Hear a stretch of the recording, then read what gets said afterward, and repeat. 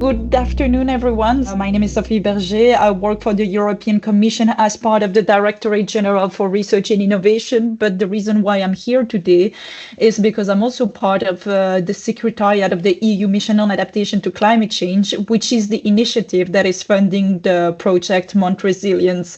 And here, what I'm trying to do in this presentation is introduce you a little bit to the wider context of adaptation policy on the European level. And so that means also on the EU Mission on Adaptation to Climate Change, and to present a few tools and networks that could help accelerate adaptation.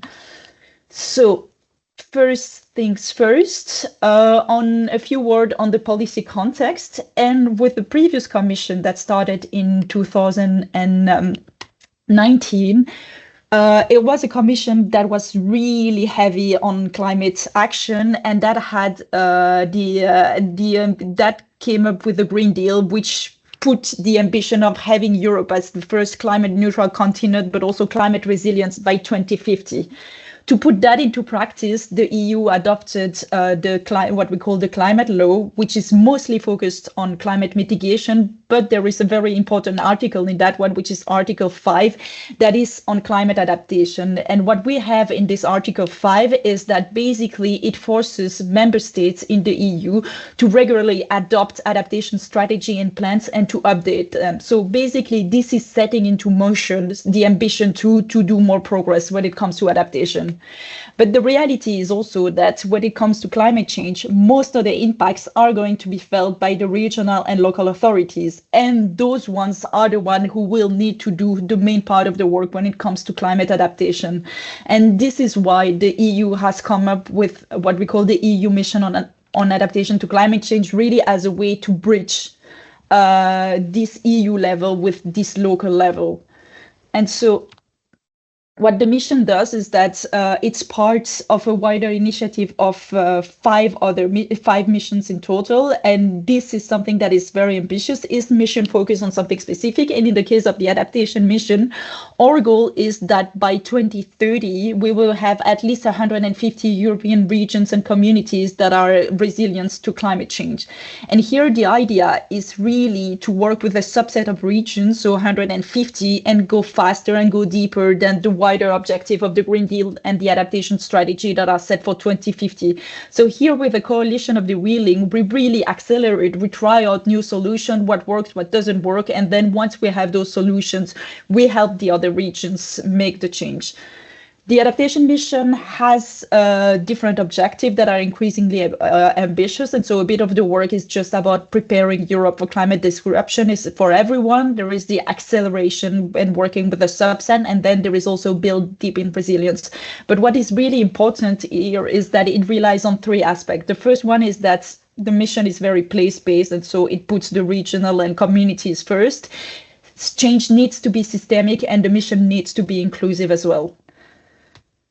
And so to put that into practice, really what is at the heart of the mission is that we combine, on the one hand, research and innovation, who are the knowledge holders and can help us transition towards climate adaptation and really tackle one of the biggest challenges of our time. And then on the other hand, we have regional and local authorities who are the decision makers and who are the ones who have the power to make change on the ground. And with that, by putting both, we believe that putting both R&I community and local actors as policy actors, we have all the cards in our hands to drive faster adaptation. But to make sense out of that, it is a lot of actors. And so like with the projects and with the R&I community, we're funding a series of projects that are each focusing on something specifically. So for instance, in the case of MountResilience and its sister project, those were tasked with finding and testing and demonstrating solutions with nature-based solutions for different environments. But we also have other projects working on health, on agriculture, on forestry. So all those projects are given a specific task.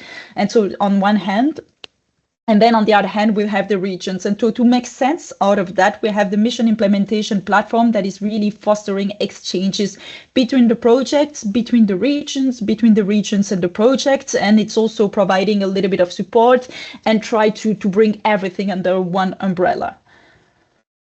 And so in terms of services that the mission is putting in place to help the regions and local authorities and communities adapt to climate change, we have, as I was mentioning before, the demonstration project, which is typically what MountResilience is doing, but we also have other types of projects, because we have also project with what we call cascade funding, and this one we have two at the moment. It's Climax, that is developing climate risk assessments and with a framework, then a toolbox to put that into practice, and then is giving money away to regional and local authorities to apply that. And I'd like to highlight that in the case of Climax, we have one mountain community in Italy, Val Chiavenna, that is one of the recipients of that. And so it might be interesting to see what they are doing if you are part of a mountain community that is trying to do climate risk assessment. We also have research projects that are a little bit more fundamental research, a little bit more upstream, to try and really help us shed some light in some of the knowledge gap. Then we have technical assistance that has been provided to regional and local authorities. We have a wider community of practice for the actors of the regions.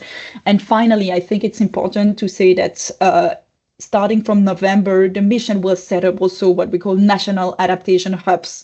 And so each EU member states will have a hub where the mission can be bring to the national context, and that will help to align all the policy from the EU level to the national level to the regional level and help make sense out of that.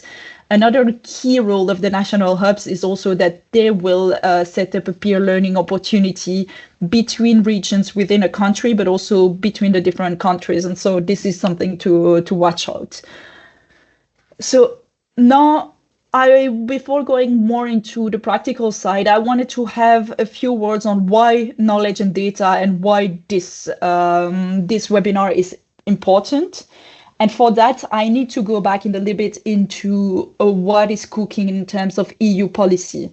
And one of the priority of the current Commission is what used to be called the European Climate Adaptation Plan, and that is currently called the European Climate Resilience and Risk Management Integrated Framework.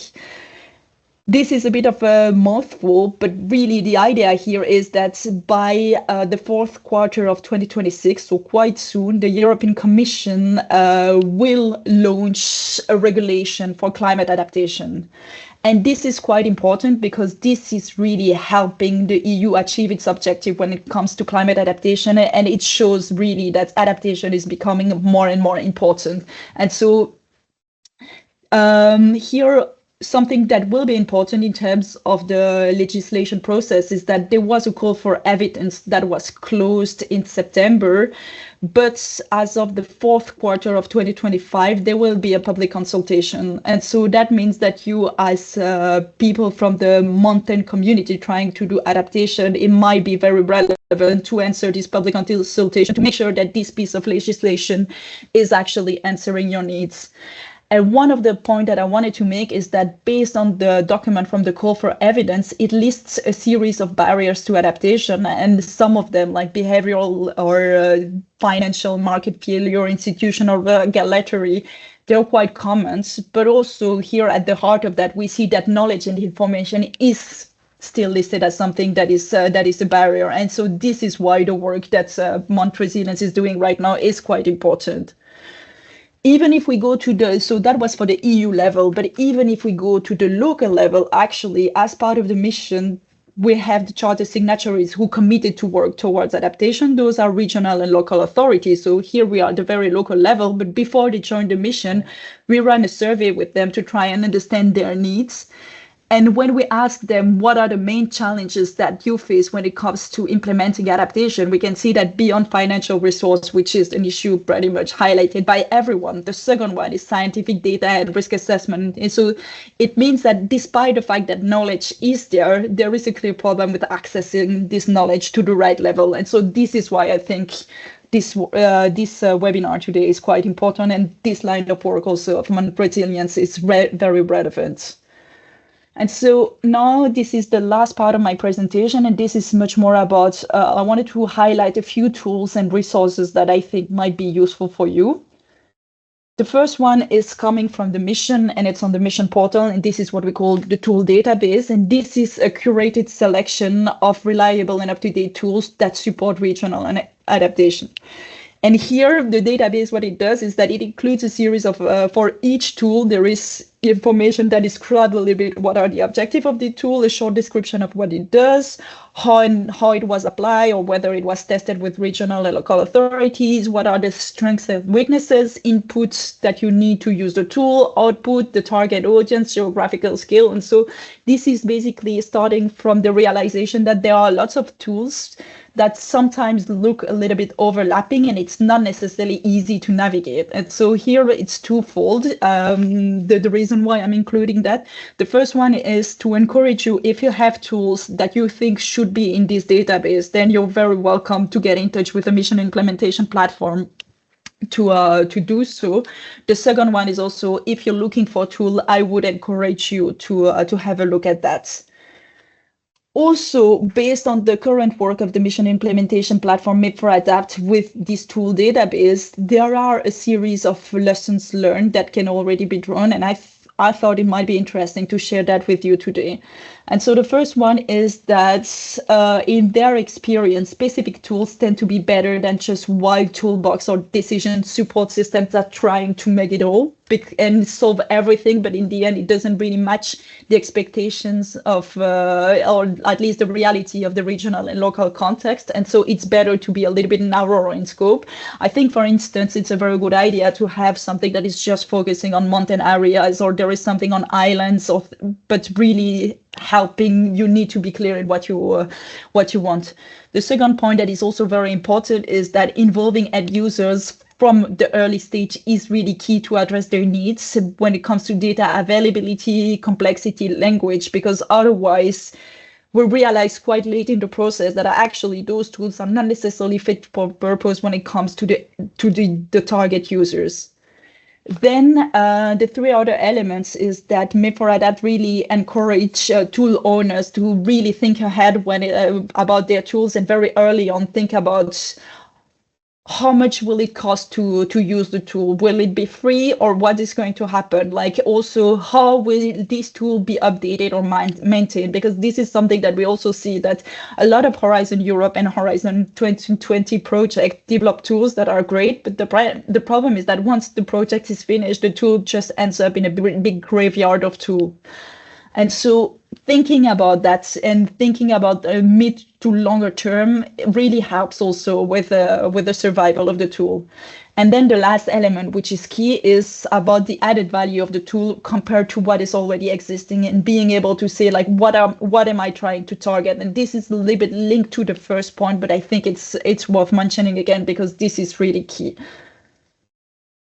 The second element from the mission that is quite relevant in this context, in my view, are the adaptation stories. And so those are very short stories. It's maximum 6 pages with a lot of pictures. And those are real life examples of regional or local actions that are helping when it comes to adaptation. And it's often written by the regions themselves. It is something quite concrete. And the advantage of this adaptation story database is that it's possible to go through it and to filter either by sectors, by key community systems, by countries, or the type of impacts, and to look into that. And here I've done the exercise of also going to this database and look a little bit of what's out there when it comes to mountain. And I'm not going to go into that, but we see that we have quite a few examples of previous experience of what previous projects and initiatives have done in mountain areas. Then there is also on Climate Adapt, there is the case study Explorer. So case studies are relatively similar to the adaptation stories of the mission, but they are much longer and they tend to be a little bit more technical, and also they tend to be published less frequently. But they have the advantage that if you go on Climate Adapt, there is a filter attack for mountain areas. And so this is why I wanted to highlight that today, because I think it might be relevant for quite a few of you here. Then I was talking before about the types of projects and activities of the mission. I would like to highlight that the mission is also that is working on mountain areas that is called MountResilience Adapt. And the goal of this project is to boost community-driven transformation of the healthcare system in mountains areas. So the focus is quite different from MountResilience, but I think it's quite important to mention it today. And really what they're trying to do is to work on both, reducing the effects of climate change on people's health in the mountains, but also strengthening the health system response to climate change to protect public health. The project started a little bit later than MountResilience because it's a call from the following year, but I think now they are getting towards the stage where they get a bit more mature, and so it might be very interesting for you to engage with them. I was talking before also about other research projects, and here I wanted to highlight two projects that are not specifically working on mountain areas, but they are working on user-driven tools. And so if you want to have discussions on tools, I would encourage you to either have a chat with the people from Climate Power who are working with regions mostly from the south that are vulnerable for climate change, and to try to empower them with tools and strategy, or Valorada that is doing something similar, but focus more on the data to use the data and make them actionable. Here on this slide, I'm not going to detail that for too long, but there are a couple of resources about the adaptation mission, and one is the 25 activity report, which is something that is published every year before the mission forum, which is the big event for the mission. And there is the project catalog with all the mission projects, including MountResilience and MountAdapt, for instance. And then we also have an interactive dashboard with 271 adaptation projects that are funded by the mission, but also go beyond. And it is possible to explore a little bit more about those projects. And so with that, I mean, this is also information about the regions, but with that, I can hand the floor back to you, Alicia. Thank you. Thank you for the detailed presentation. I see that in the chat there are some questions. So Lisa Camacho is asking that it seems that the MIP for ADAPT will end at the end of 2025. Do you know if there will be a follow-up initiative for the next few years? Yes. So the first phase of MIP for ADAPT is indeed ending at the end of the year, but we are currently evaluating the second tender for that. So a new contract should start.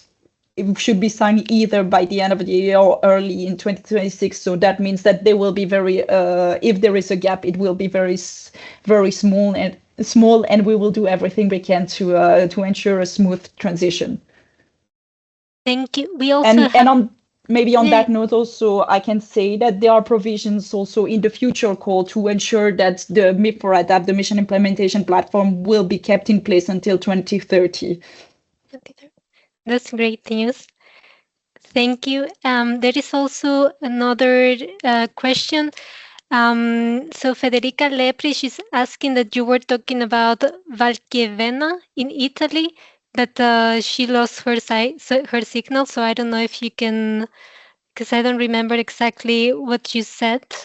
Yes, so Valchievena, they are part of Climax project, which is a cascade call project. And so what it does, the Climax project, is that it has come up with a framework for assessing climate risks.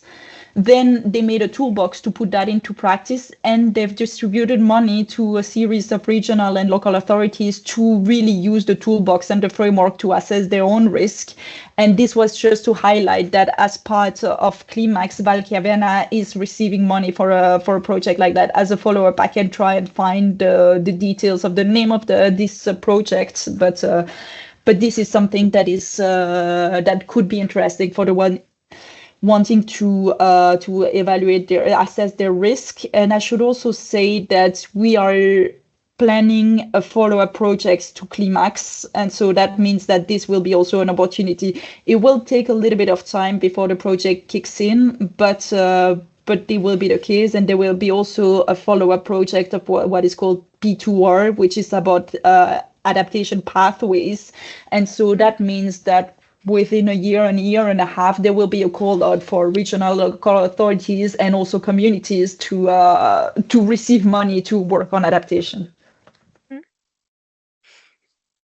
Great, thank you. I see that we are running a bit off the schedule, so I think that if there are more questions, we can address them at the end of the event. So now we'll pass the floor to both Dario and Stefano. Whenever Thank you you. want, you can share your screen. Yes, I hope you can all see my presentation. Yes, we Okay. can. Thank you a lot, and welcome to all of you. And thanks, Sophie, for the great introduction concerning EU policies. I will briefly present and recap a little bit why we're going to talk about our solution database, and also contextualize a little bit. I know that Sophie mentioned the policy output that these projects are meant to, let's say, deliver, and I would highlight one of our, let's say, starting point in the policies in the EU. They never mentioned mountain areas, so that I would say that is our first challenge as a project, because our project, as Alicia mentioned, focuses entirely on mountain areas. So our focus is to test solutions on climate change adaptation in these regions. However, of course, we have this problem of the definition. So what do we consider a mountain in the EU legislation and policies? As Alicia said, I'm part of the UNIMONT Center of the University of Milan. We act as the lead partner of this project that has been running since September 2023, and it involves 47 partners from 13 European countries. And I will briefly present you also the areas where we're working on, and then move on to the objective of this community of practice event, which is the tool that we developed. So here you see the areas we are working on. We have 6 regional demonstrator sites, which are currently implementing and testing adaptation solutions on the ground. We go from Lapland to Finland, to Gabrovo in Bulgaria, to Piemonte in Italy. And then we have 4 regional replicator sites, which are meant to uptake, let's say, the solutions that were tested in the 6 regional demonstrators, and understand how these solutions can be scaled up into different mountain areas and different socioeconomic contexts, let's say. What is the purpose of the, let's say, tool that we developed? As Sophie mentioned, we used actually the RAS, Regional Adaptation Support Tool, by the European Commission in our approach. And we developed this tool, which contains basically scientifically published papers and climate change adaptation solutions, including also nature-based solutions. And the aim was to provide inspiration, good practices, and concrete solutions to our project partners, because one of the big challenges of our project, let's say, is to bridge, as Sophie also was mentioning, the knowledge between the research and innovation world, let's say, and the implementers, or the people that then have to implement these solutions on the ground. So the tool was meant to provide concrete solutions to the stakeholders, and to engage them and provide them with additional information in the challenges they have to face, the pros that there are in some of the solutions, and maybe challenges that some of the other partners might have encountered in implementing these solutions. So the idea, as I've mentioned, is to collect good practices. We tested also this database with the regional demonstrators, and Dario will go a little bit more into this process. And now it's an online tool, so you can find it on the MountResilience website. But what does it contain? And I will briefly close to pass on the word to Dario. So basically, right now we have 475 solutions implemented, and these are either projects, EU projects that have run in the previous years and that have worked on the topic of climate change adaptation, or scientific projects, scientific papers, that you see here. So we have 180 EU projects and 295 scientific papers, and we have approximately 10 fields of interest, so the user is able to filter. So for example, we covered topics such as tourism, natural hazards, forest management, and others. And then we have keywords to refine better what you find. Here you find a QR code to access the database. We are open for suggestions, of course, because until 2028, our aim is to implement and update the database, and also concerning the concern of what will happen to the database after our project. So the database is freely downloadable. So as you can see here on the right, it's a CSV file as well. And the idea is that also other researchers or other projects will be able to download it and to reuse it in order for it to be useful also beyond the purpose of our project. But I will now leave the floor to Dario, my colleague, who will go a bit more in details into the tool and what it contains. So please, Dario. Thanks, Stefano. Good afternoon to everyone. As Stefano said, I'll continue the presentation of the solution database with a deeper look on aims and the structure. As you can see there, at the beginning of the project, we realized the need to create a database of solution for climate change adaptation to support the co-creation phase. And the idea, and I can say the real challenge, was not only to collect the knowledge, but also to find a way to translate this research into something concrete and usable, especially for people outside the academic world. And our goal was to organize this solution and make them available to all partners through a simple tool that could directly support the participatory processes. Next slide, please. Of course, from the start of the MountResilience project, it was clear that the solution applied into the regional demonstrators wouldn't be completed without a genuine stakeholders engagement. There is something particularly challenging also in mountain areas. The participation of stakeholders from the quadruple helix, government, industry, academia, and civil society was also in this case essential for a true co-design. But to make that possible, we needed a common reference point, something understandable to everyone. And the solution database allows that, offering a shared foundation for the discussion and for the collaboration. Next slide, please. As a scientific basis for our strategy, I can say we look at the consolidated European instruments, and in this case to the RAST, that is the Regional Adaptation Support Tool. In the step 3 of the RAST, it encourages the users to take inspiration from existing case, and not only to save time, I can say, but also to identify solution implemented in a similar context. This was precisely the case for MountResilience because they discussed and defined possible solution for their territories, and they started from an early and informal version of the database that we are presenting now. Next slide, please. Initially, in fact, the structure of the tool was nothing more than a shared Excel file created for collecting the solution suggested by project partners and also founded during the research phase. Then, when the project progressed, the database became more rich, incorporating ideas and solutions that address various challenges, even those outside the need of our regional demonstrators.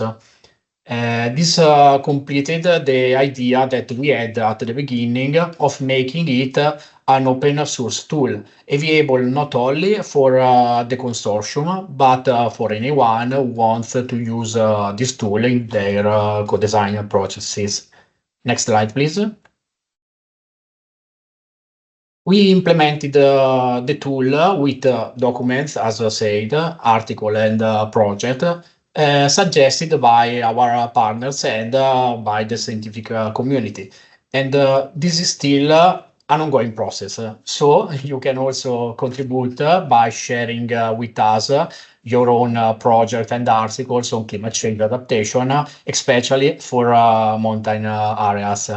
Of course, we have to say that many topics that are included in the database are still directly connected with our regional demonstrators and replicators, such as challenges of reindeer management in Lapland or green infrastructure in Gabrovo.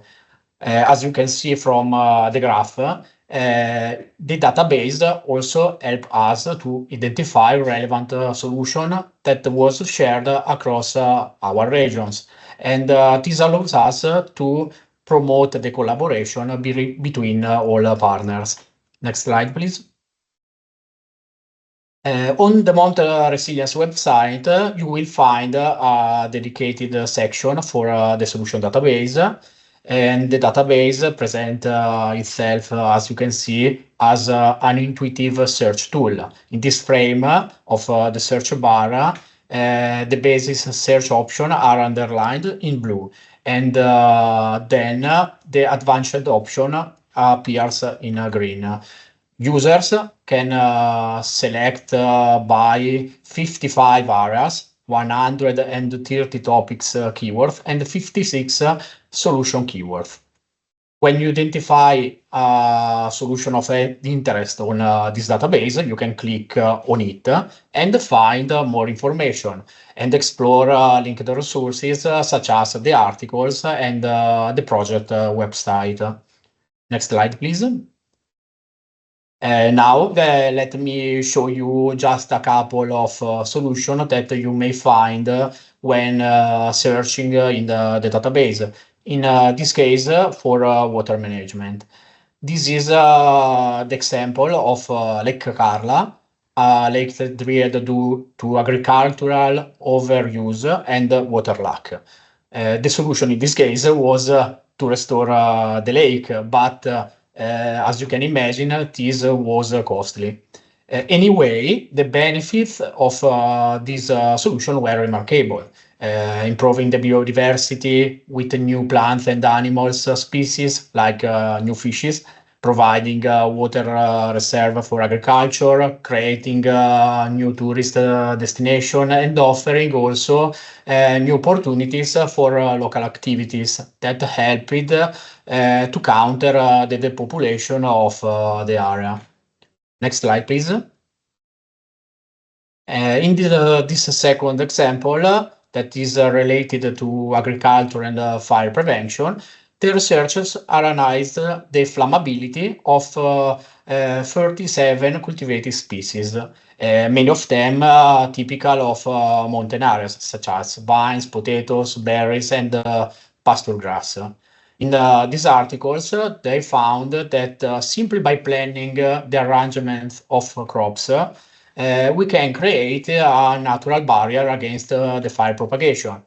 The solution, in this case, not only contributes to reduce the wildfire risk, but it also helps to increase the biodiversity of the selected agricultural areas. Next slide, please. This is all. Thanks for your attention, and don't forget to give us your feedbacks if you will use the tool in the next days. Thank you very much, Stefano and Dario. I think everything was clear, but if anyone from the audience has any questions, I think you can write it on the chat or you can raise your hand and we will give you the floor. But if not, we can move on to the next presentation, and at the end of the event, we will have some time for questions. So, yeah, I don't see any questions in the chat. So maybe Rosie, oh, wait, there is a question from Patty Nakle. I hope I pronounced that right. If not, I'm sorry. How can we include the resources developed within other projects in this platform? I think you can just write to us, and then we will assess if it fits in the topics that we have in our platform, and if you already have like outputs of your activities and results, let's say, of the solutions implemented, we will be able to implement them in the platform. So please just write us an email through the website. Yeah. Thank you. Okay, so we will move on to the next presentation. So Rosie, I hope you can share your screen. If not, let me know. Okay. I think it's loading. Perfect. So the floor is yours. Perfect, thank you. I'll just wait until it loads. It says it's working out a few details. So now we see it. A second. Oh, you can see it? Because I can't see it. Yeah, I can see. Oh, okay. Oh. Okay, now mine's loaded. Maybe this is an issue my side. It's there now. And if it is for you as well, then I'll get started. So yeah, thanks for all the presentation so far, and thanks for having me in the meeting today. My name is Rosie Witton, and I'm a research fellow at the Stockholm Environment Institute. And as part of my work, I work on a project called the Adaptation Altitude Programme. which is what I'm going to explain a little bit more about today.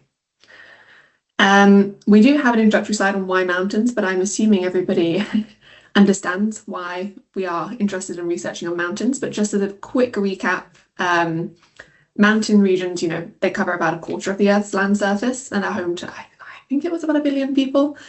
And they host an impressive array of natural resources. I think 25% of terrestrial biodiversity and 60% of all biosphere reserves.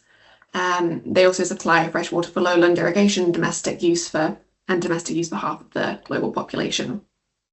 But at the same time, mountains feature some of the clearest indications of climate change, such as rising temperatures, melting glaciers, and changing precipitation patterns, which are disrupting water flows and affecting ecosystems, creating and worsening natural hazards that are threatening livelihoods and communities, both within the mountain regions and downstream. And so it was against this backdrop that the Adaptation Altitude Programme was started. It is a partnership of 7 different organisations, which are funded and co-supported by the Swiss Agency for Development and Cooperation. The first phase of the programme ran from 2020 to 2023, and the second phase is currently running, and it's running from 2024 to 2027. The aim of the programme seeks to increase and develop the resilience and adaptive capacity of mountain communities and ecosystems to climate change, and we try to do this through 2 main aims or objectives, which are improving the knowledge of appropriate climate change adaptation strategies in the mountains, as well as transferring that knowledge through science policy platforms to inform decision making in national, regional, and global policy processes. So diving into this a little bit deeper, we have 4 key areas that we tend to focus on to enhance the resilience and adaptive capacity of mountain communities. These are improving data, information, and monitoring, strengthening regional science policy exchange and collaboration, fostering knowledge generation and sharing, and then our 4th one is advocacy and policy influencing. Just as a quick summary, in our first phase, we focused on a lot of different information we have. Last year, we produced an overview of all of our outputs over the 4 years, but just to highlight some of this includes the Mountains Uncovered series, which provides overviews and key characteristics of 100 mountain ranges, the Sustainable Mountain Training courses, which provide resources on the importance of mountains and the resilience initiatives for people who are interested in learning about them. We hosted a variety of different dialogues and interregional exchanges, including regional dialogues for integral management, as well as study visits to different regions. We, as one of our partners, also completed the Hindu Kush Himalaya assessment report, which collected knowledge of over 300 experts in the current state of the Hindu Kush Himalaya. We also conducted a Leave No Mountain Behind reporting series, which looks at a variety of different situations within mountains. I think there was one on finance, there was one on transboundary risk, and so on and so on. And then we also created a case study for the UNEP Adaptation Gap Report in 2023, which focuses on the losses and damages from the disappearing frozen heartbeat. So, in the first couple of years, there was quite a lot we were achieved, and I'm happy to share the link to that 4-year overview document as well.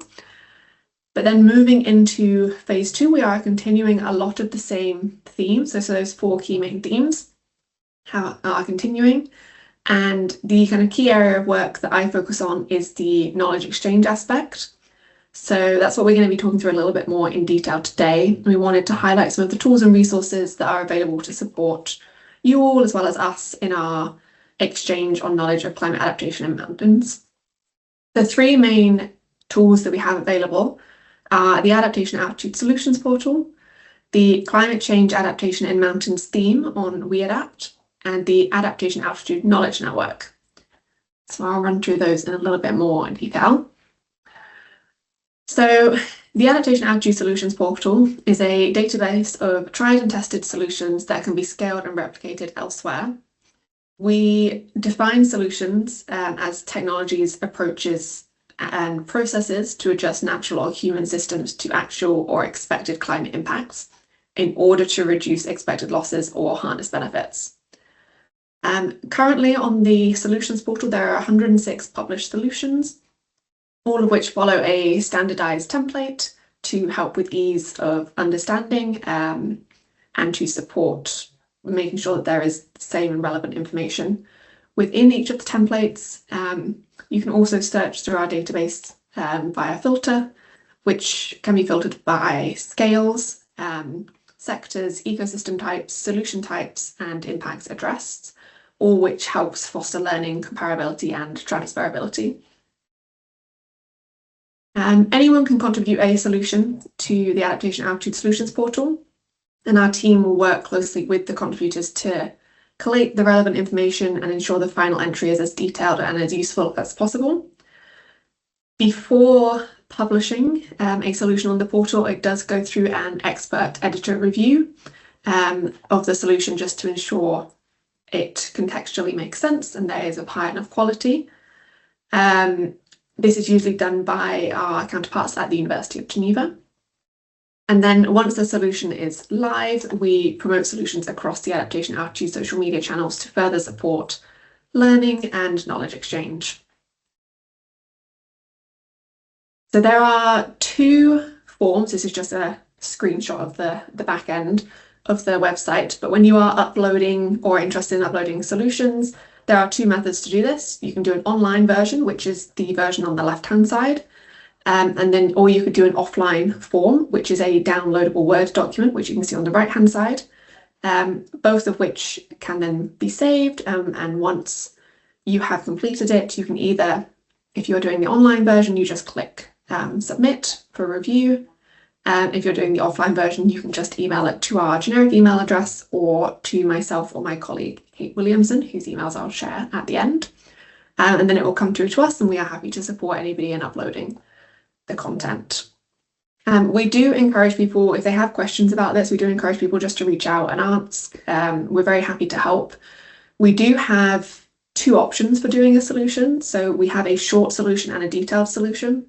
The detail, I feel like they're quite extensive forms. So if there is as much information as possible, we tend to call it a detailed solution if it hits a certain number of the boxes of requested information. And if you are not able to complete all of that, that's also absolutely fine, and we will class it as a short solution because sometimes you just don't have all of that information available anymore. Our second kind of tool that we use within the program is the We Adapt Climate Change in Mountains theme. So this is a theme space on the world-leading adaptation platform We Adapt. This is linked directly to our resources page on the Adaptation Altitude website and showcases articles, papers, reports, case studies, and much more that are relevant to adaptation in mountains. Here, content is organised under 5 categories to help you find what you're looking for. The 5 categories are agriculture in mountains, biodiversity and ecosystem services, data and knowledge for adaptation in mountains, mountain communities, and water stress and hazards. So by creating a We Adapt account, you could also subscribe to the Climate Change and Adaptation in Mountains theme for notifications of new posts, new content that's been uploaded, but you can also create and submit your own posts and share your work through this Mountains theme. And so it will appear on the Mountains theme and on the Adaptation Altitude website in the resources section. And this just helps to support sharing and exchanging of knowledge to the wider community as well, including the We Adapt community. And if you do have any projects or research you would like to contribute as a resource or a solution, then please feel free to reach out. Sorry, I was going to say there's a question in the chat. Yes, you're very welcome to create We Adapt accounts as much as you would like. Anybody can create one.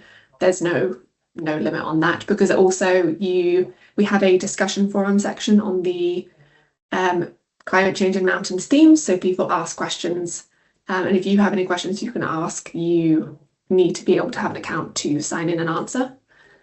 So yeah, it's very open to anybody who would like to create an account. And then our third tool is the Adaptation Attitude Knowledge Network. This is our global community of practice. We do call it a knowledge network, though, just to avoid the community of practice acronym. And it is our community that we can share experiences and knowledge on adaptation in the mountains and collaborate to accelerate the uptake of innovative solutions. Within this community, within our knowledge network, we aim to encourage communication between stakeholders working on and experiencing adaptation in mountainous regions across the world. We also aim to support the sharing of successful solutions, as well as foster the translation and uptake of solutions for use in other locations.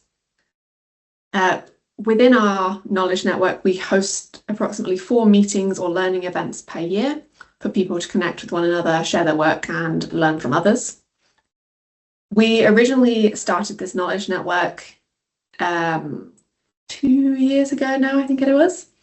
And the first meeting really focused on what participants wanted out of the knowledge network. So it was very kind of co-created and driven by people who were interested in having these discussions. We had a long, very open and informal conversation about what would be helpful for people in this knowledge network, and how we could support their work, what they would like to get out of it, maybe what they'd like to learn more about or exchange ideas on. And it's kind of been built from there. So we've had about 10 meetings so far. Most of the meetings are online, but we did have our first in-person event 2 weeks ago at the International Mountain Conference. And then our next event is coming up at the end of November. This is going to be focusing on harnessing nature-based solutions for adaptation in mountains. So we tend to run, as I mentioned, we tend to run these events trying to really encourage participation and kind of co-creation of ideas or topics from the participants. So we are always open to people if they want to present their work, or if the topic that we are focusing on is relevant to them, for them to reach out and ask us if they can be involved. It's very open in that sense as well. So that's something we are still trying to work on and expand, but has been making good steps forward so far on building those collaborations and communications between different mountain regions and people who are working globally. And then just wanted to share like a last slide of how you could get involved, just to summarize. If you want to find out more about the upcoming Adaptation Attitude Knowledge Network event, please sign up to our mailing list. There will be an email sent out either at the end of this week or early next week with the sign-up information. Or please feel free to explore our solutions portal. There's also a QR code to help you add your solutions. And if you have any questions, please feel free to reach out to myself or to my colleague Kate, and one of us will be able to get back to you. Yes, I can see questions coming through in the chat, so I'm happy to go through and answer them if that's easiest. Yes, sure. I think we have one from Lisa Camacho again saying what is the link between We Adapt and Climate Adapt platform, if there is any? Yes, so they are different platforms. They do work, or they are in touch and in contact with each other. We have recently explored on We Adapt sharing content from Climate Adapt. So I don't want to get too technical, because I also don't know this in too much detail.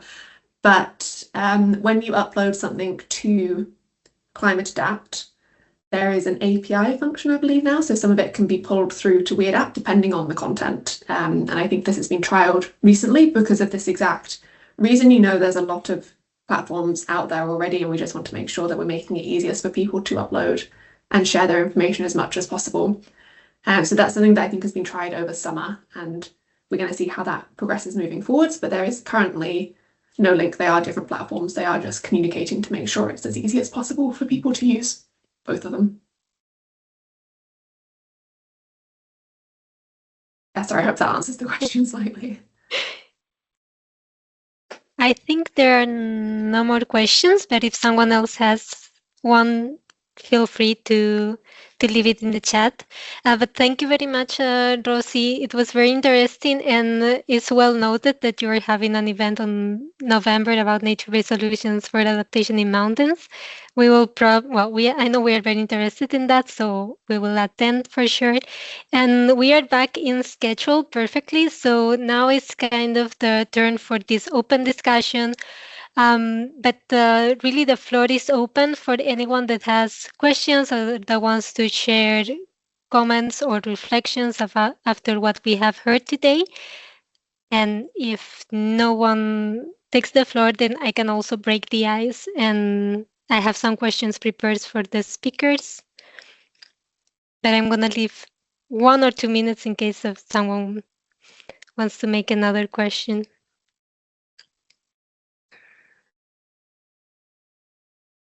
Sophie? Yes. I actually have a question that is more of general interest, but in your experience, probably also in MountResilience, I was quite struck by the range of different mountain range that you're having. But in your experience, do those different communities face the same kind of issue, or the kind of issues faced by mountain communities really depend from one mountain range to the next and from one country to the next? Thank you. I think this is actually one of the let's say the main topics that we always discuss. We are just back from last week from Lapland, where we had our third consortium meeting. And of course, the situation and the topics that we're dealing with in Lapland, which is reindeer herding, are unique to their location and cannot be replicated, let's say, in the Alps, at least for reindeers.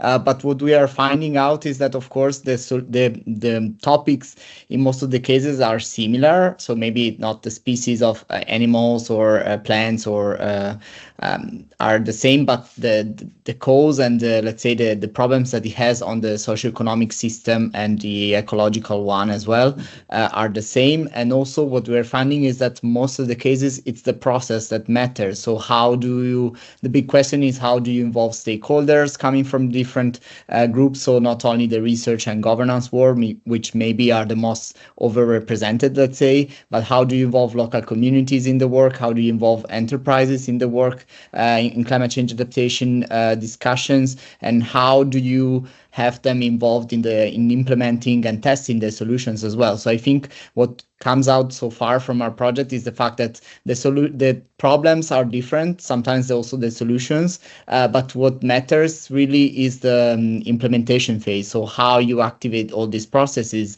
And I think there is still a big question on involving local stakeholders in these processes, because I think at least in our world we are really used to have climate change adaptation and all these terminology, nature-based solutions, but sometimes when you talk to normal in brackets people, but people that are not involved in the research world, of course they do perceive these problems, but they call them in a different way, or the terminology is different, and it's really hard to involve them then in a homogeneous process of climate change adaptation. And the other topic that we're dealing with within our project is also the minorities. So let's say the communities. For example, in Lapland, we have the Sami community. So how do you involve such vulnerable groups? How do you actually also take into account their needs in terms of adaptation? And is adaptation always a good solution for them? Or does it causes like a big change and shock in their system, in the overall society they have? And therefore, maybe we need to adapt a little bit our solutions or the way we perceive our solutions in terms then of feasibility, let's say, on the ground. So I think overall, this is what we're finding out. But I would say that in general, the main systems are the same. So for example, in Lapland, reindeer herding is related to tourism. And of course, tourism is also a problem in the Alps. It might be related to another industry, which is the ski tourism industry. But in the end, there are way common factors that we can assess. So I think you can move from mountain range to mountain range and then find, unfortunately, the same problems. I don't know, Rosie, if you want to add. Of course, we have a European perspective, but I guess maybe from your observatory on a more global perspective, I would say that maybe you have more insights. I don't know. I think we always try to go along the lines of there's no one like solution fits all. And I think we really encourage, like, yes, there might be some topics or some challenges or solutions that are relevant between different mountain regions, but also they are very context specific. So we really try to advocate that any of the solutions that we have on our solutions portal, whether they be in the Hindu Kush Himalaya, whether in the Andes, South Caucasus, wherever they might be, they should really kind of be used as inspiration rather than following it step by step, because that's unlikely to work. Used as inspiration, then applied to maybe your relevant context. And also we have, I think that would be the way we would encourage it to do, because unfortunately solutions don't tend to fit every situation.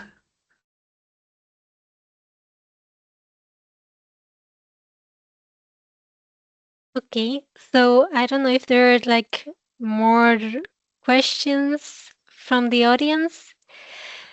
If not, I can also add that this was one of the questions that I had prepared for all of you on how, let's say, so if this, what is the importance of keeping all these inspiring examples, both in the Mount Resilience database, but also in the Adaptation and Attitude Solutions portal, or even in the mission for adaptation, if in the end you have to adapt it to the local context, why it is important to have like these repositories nonetheless? Yeah, I would add also to this that I think, as Rosie was saying, the idea of these repositories and solutions database, or however we want to call them, is to provide like knowledge that has already been generated. Maybe it's not accessible to the end stakeholders or the common user, and so on. And this was our work as well for the scientific paper. So we try to provide a short, well, of course you have abstracts, but I doubt that a local stakeholder would go on Scopus and find the climate change adaptation solution in tourism papers from the last 5 years. So our work was try to bridge this gap. And also what I would like to say also is that in our database, the work was also to try and understand if there are nature-based solutions and climate change adaptation solutions that were implemented in urban areas that might fit in mountain areas as well, because of course sometimes you have a common problem, and maybe in the town that is in the valley floor you have common problems that in urban areas. And of course most of the research and R&I activities are focusing right now on urban areas, but because the way our society is so far developing, urban areas see most of the people living in them, and also they're being affected a lot by climate change. However, in mountain areas, we can take some solutions that were implemented and try to understand what are the maybe small elements of this solution that can be replicated and adapted. As Rosie was saying, no solution fits all. So you always have to take maybe from 5 solutions, you're able to compose the puzzle, let's say, and find your own climate change adaptation solution. And that is the overall goal of providing more information. So the more information, the better it is, I guess, for the stakeholders. Please, Sophie. Maybe to complement a little bit here, I mean, it's not specifically for the mountains, but at least in the case of the adaptation stories on the mission portal, one of the goals is also to inspire and to, because they are, in the way they are done, like their format, they are meant to distill a little bit of key messages. And so it's open with some of the key learnings. And so it's opening up to new possibilities. But another one is also that at the bottom of every single adaptation story, we have a contact point. And so there is also this idea that given the challenge we're facing, we don't have time to waste reinventing the wheel. We can start from what's already existing, talk to the people who did it, and avoid the common pitfalls that they made at the beginning, because I'm sure that most of the people who have implemented solutions, if they had to do it again, they would say, don't waste your time with this, and that. Some of the what can be perceived as waste of time is actually good because it leads to stronger solutions, but there are some avenues that were dead end from the beginning and that are not worth exploring. So I think there is a lot of added value to that as well.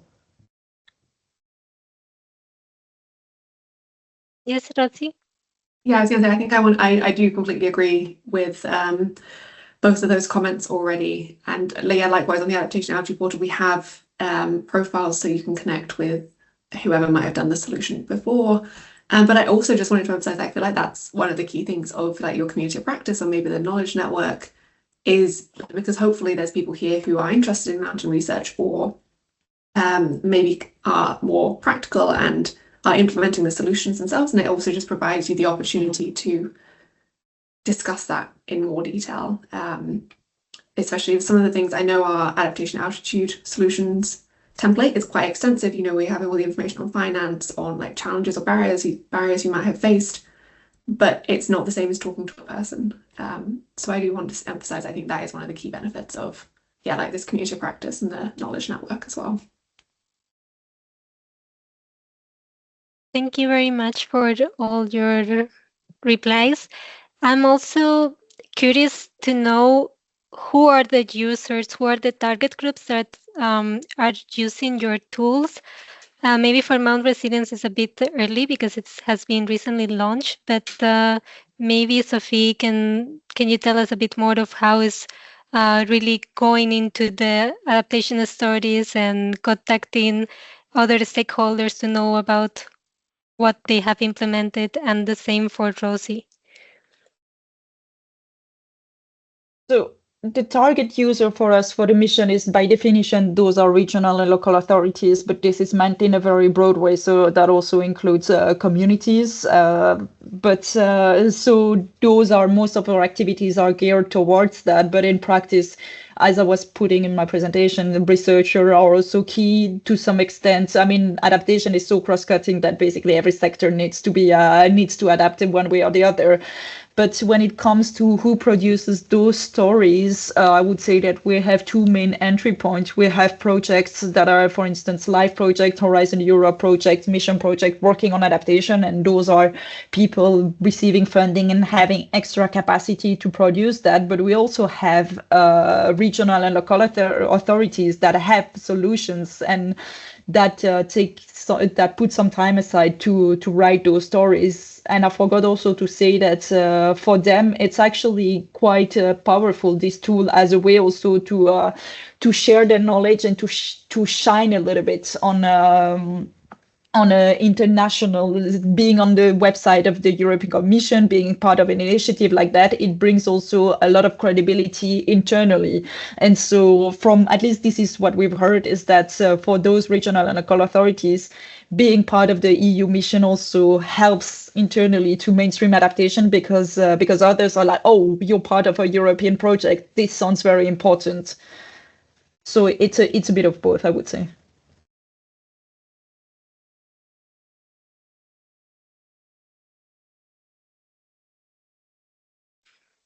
I don't know, Rosie, if you want to complement something or add something for the solutions portal. Yeah, I think so. Our target audience tends to vary more on the different kind of objectives and activities throughout the project. A lot is aimed at decision makers or those involved in policy making, but the solutions portal itself, it's very open. It tends to be more people who are focused on research or practical implementation of solutions on the ground. There's similar with our knowledge network, depending on the theme or the topic that we're looking at. It tends to be people who are a bit more involved, like on the ground, who are wanting to learn or to share their knowledge. And then we try and help translate that in other parts of our program to policymakers. But yeah, it's very open from our side. We don't tend to be involved so much with different communities, but we have, within our project, we have an organisation working in the specific mountain regions that we're focused on. So for example, we have UNIMONT in the Hindu Kush Himalaya, we have UNEP in the South Caucasus, there's Kondasan in the Andes, and so on and so on. And then while the Solutions Portal and the Knowledge Network focus at a global level, they focus at more of a regional level, and so are more engaged with the communities there, and then we try and transfer the information up and down between us. Yeah, I think we broad target groups from our side. Thank you. And Stefano, who do you think are going to be the end users of our solutions database?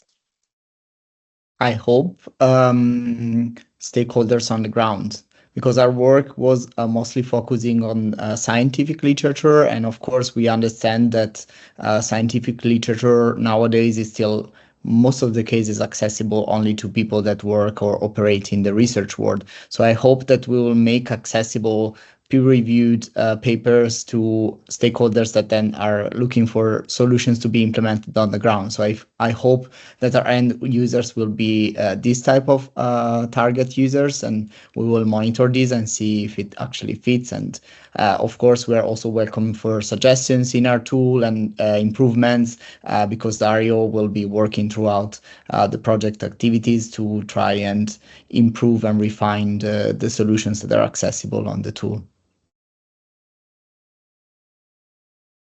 Great, thank you. And just a final question, or maybe reflection for all of you. Yesterday, the State of Europe's Environment report was released, and again, it stresses how climate change is threatening ecosystems, health, infrastructure, and so on, and really urges to, or highlights the importance of adapting. So what do you think that is the most important thing that we have to do to make these inspiring examples replicable in other regions? What do you think is what do we have to change, or how can we support other regions to take up these examples and implement them or replicate them in their regions? Well, I don't know if the colleagues, that's a really hard question, but I would say that, as we were saying earlier, I think these moments of discussion, of open, let's say, networking are really useful. So I would strive for more of these type of events where we discuss among each other and among other potential stakeholders. It would be potentially great to have them also in different local languages, because I realize that English is a good way for us to get through everyone. But of course, then the local stakeholders might not speak English properly, or might have need some other ways to access this information. So that would be maybe the second step also in our solution databases, because it would be great to have them in all the languages so that people understand the information. So I would say these two elements. Yes, Sophie, and then Rosie. It's funny because it is all very true, but it's not at all what I would have said, because my take is completely different. I would say that political support is key here. And in those regions that are involved, for instance, in the MountResilience, if you have political support and they can show that this can lead also the way elsewhere, because then you can use that political people elected can use the fact that they've put in place successful solutions, that they have been involved in that, and that they're actually protecting their citizens, because climate change is not going to disappear. And at some point, it might be me. I'm intimately convinced that at the end of the day, climate litigation is something that is not going to go away. And so if elected politicians can show that they are doing that, helping protecting the citizens, I think it can make a big difference.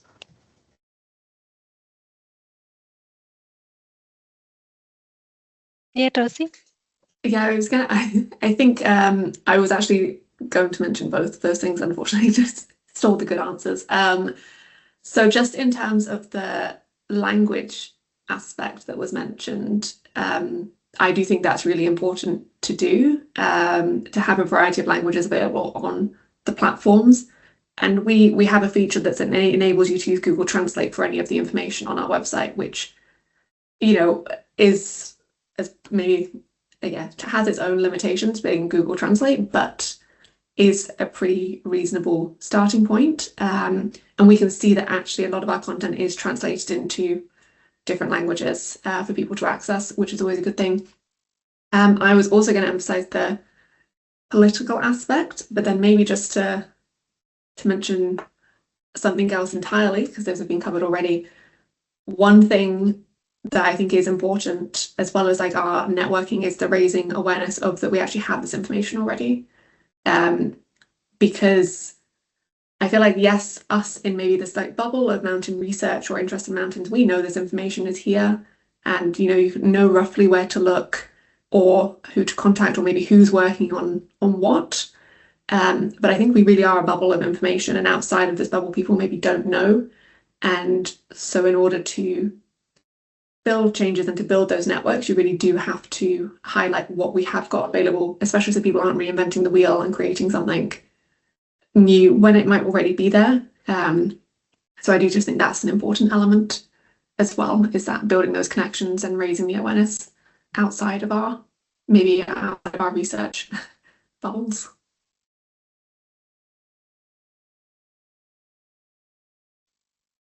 Thank you very much to all of you.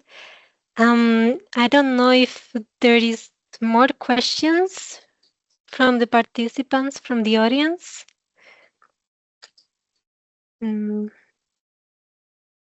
Maybe not. Okay. So I can start wrapping it up. So I'm going to share my screen again because I have like a few slides that I would like to show. Let me see if it allows me to see. Okay, yes. So for the closing remarks, again, if someone still has a question, I think there's time and my colleagues will stop me if there is questions in the chat and we can address them. But for the closing remarks, just wanted to show that all the things that we are doing in MountResilience, they are on our website. So we recently updated the deliverable page where you can see all the scientific knowledge that has been produced by the project. You can learn more about the demonstrator regions and about all the processes that are taking part within our project. Then we have also updated the pages of the regional demonstrator. So you have like a short paragraph on what has been done so far. And in addition, you have the context of the different regions, what are the climate change challenges that they are trying to address through the project, and what are the solutions. And you can also check out Video Hub, where the people that are implementing the solutions on the ground would tell you how they are doing it and how important MountResilience is for them. And then finally, I would also like to let you know that you can also subscribe to our newsletter if you want to keep in touch with what the project is doing. And finally, about the community of practice, what are the next steps? We have already done 2 webinars. The first one was on winter tourism, and this is the second one. And we're planning to organize a community forum, which will be an internal meeting with the members of the community of practice to see, to know each other better, and also to see what are the topics that are of most interest for them. And also with that information and through the expression of interest, which is the registration form to join the community of practice, we will see what are the topics that have been voted the most, and then we will create like a calendar with new webinars and other activities for 2026 and 2027. So I just wanted to inform about that. And I think that's all. Thank you, everyone. Thank you.